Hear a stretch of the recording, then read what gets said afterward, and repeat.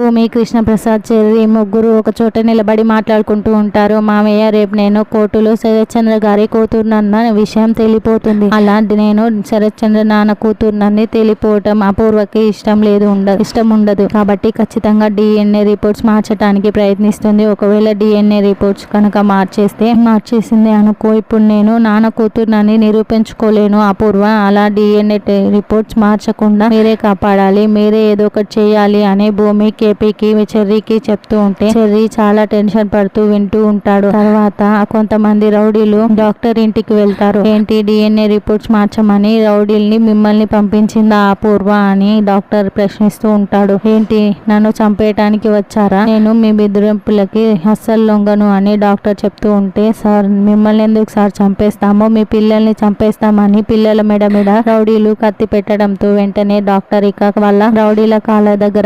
మోకరిల్లేసి, sir నా పిల్లల్ని ఏమీ చేయొద్దు సార్, మీరు చెప్పినట్లే DNA రిపోర్ట్స్ ని మార్చేస్తాను సార్ అని వేడుకుంటూ ఉంటాడు. ఆ ఇల్లరా దారికి అని రౌడీలు చాలా చాలా సంతోషపడుతూ పని అయిపోయిందిరా అని అనుకుంటూ ఉంటారు. ఇక అపూర్వ గోరింటాకు పిన్నితో, రేపు DNA రిపోర్ట్స్ భూమి అనుకుంటున్నట్లుగా రావు, అది దోషి అని తేలుతుంది, జైలుకు వెళ్తుంది. జైల్లో నేను అరేంజ్ చేసిన లేడీ కిలాడి చేతిలో భూమి చస్తుంది, ఇదే జరగబోయేది అని అపూర్వ బాగా ఒక మంచి ప్లాన్ చేసుకొని గోరింటాకుకి వివరిస్తూ ఉంటుంది. ఓహో అపూర్వ, నువ్వు చాలా ప్రీ ప్లాన్ లో ఉన్నావే అని గోరింటాకు చెప్తూ ఉంటుంది. ఇక గగన్ భూమి గురించి ఆలోచిస్తూ బాల్కనీలో నిలబడి ఉంటాడు. మరి భూమి జైలుకి వెళ్తుందా అన్నది రానున్న ఎపిసోడ్ లో తెలుసుకుందాం.